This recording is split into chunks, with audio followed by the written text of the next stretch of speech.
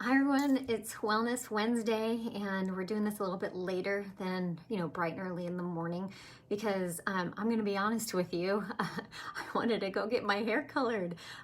So this morning I was waking up and I was like, I'm going to leave my hair alone because I get to go see my girlfriend Maite, who always takes great care of my hair, and now it doesn't look like I have any grays. So anyway, that was the fun part of it. But the other thing that I always like to do on our Wellness Wednesdays is figure out what might be something that people are always talking about, asking me questions about. You guys know how I like to do that. And what's on my heart today that I wanted to talk about was the vaccine.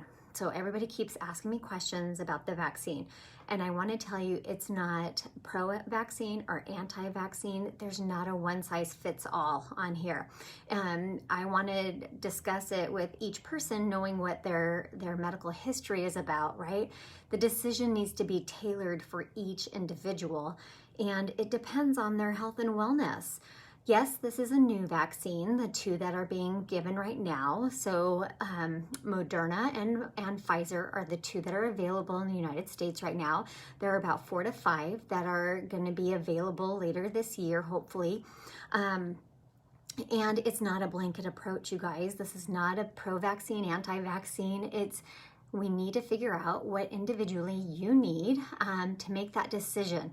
And so you have to be comfortable with it. And a lot of you who are very fearful and worried about this, I'm telling you, follow your gut and go ahead and get the vaccine if that's something that's going to give you some peace of mind. I will tell you that with the vaccine, we don't know about transmission rates yet. We know that it is supposed to protect us from getting the virus or having, the severe side effects that can come from the illness. And so that is the biggest difference here. And what I will tell you about the mRNA vaccine, so Moderna and Pfizer, it is letting your body, it's a brand new vaccine. So you might have heard that it's a biologic.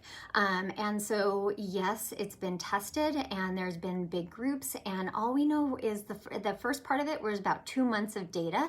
Now it's been out for a month. We're getting more data there. So again, the data is coming in. We're watching this. What is up next, most likely to be released, is the Johnson & Johnson vaccine. And that's a little bit different. That's old school technology, using that virus itself, kind of particles, and using a vector and producing antibodies the old way. And so a lot of people ask about that. Is that the better one to get? I'm not going to make the decision for you. I want you to become educated and for you to do the homework, ask the questions, especially if I'm your physician, ask me questions, and then we come together and we make the decision that is right for you. Not right for the person next to you, maybe not even, your spouse, you might have differing opinions, but everyone needs to be comfortable with the decision that they make. Again, it's not a blanket decision.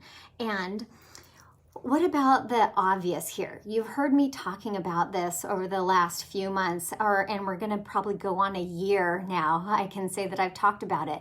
Are you making your body a body that a virus doesn't want to infect or even try to infect? In my opinion, that's more important. I want us to be making our bodies incredible, that a virus looks at it and says, there's no way in heck that I want to try and get in there and cause havoc. There are just too many barricades here for me. I'm going to go on to the next person. So that, in my opinion, is a much better way of thinking about this, and not living in fear. Okay? And so when we live in fear, that's actually very inflammatory to our body.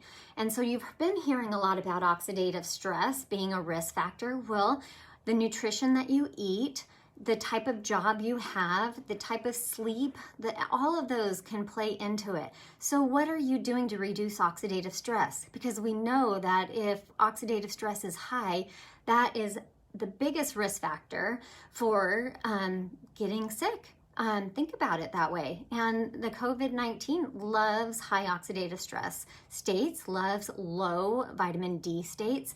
So there's a huge, thing that we can do, which is take care of ourselves. Take care of ourselves. And so you might be on here right now thinking, she's going to tell me, go get the vaccine or don't go get the vaccine. Hopefully what you've realized is it's not a blanket statement. I'm not pro or anti.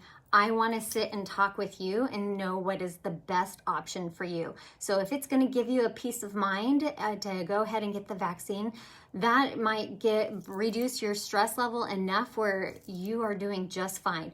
But if you're scared to death to get it, I'm going to tell you, don't go get it right now. But again, we're going to have that conversation. You must weigh the risks and the benefits.